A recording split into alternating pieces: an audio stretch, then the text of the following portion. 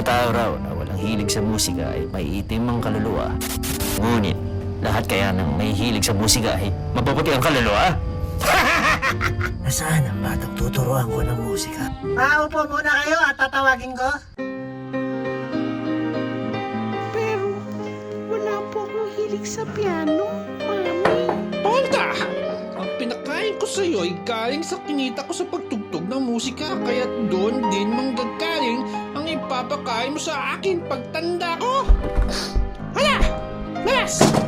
Harapin mo si Mrs. Sabare! Kung hindi naputol ang kamay ko sa pesting aksidente mo eh. Sikat na siya noon. Hinahangaan, dinadakila, may pinagbubunyi.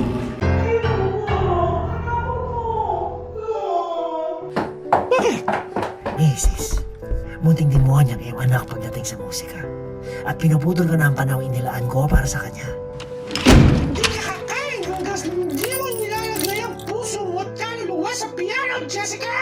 Mami! Pero Mami!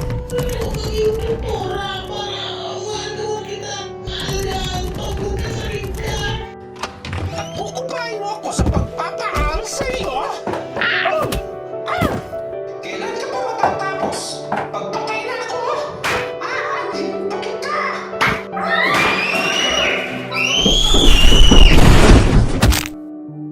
Diyos ko! Patay si Jessica! Nabasag ang kanyang bunga! Pinagulong niya ang bangkay ng bata hanggang sa makuran. Ihuhulog ko ang katawan niya sa ilog. Palalabasin ko. Naglaro!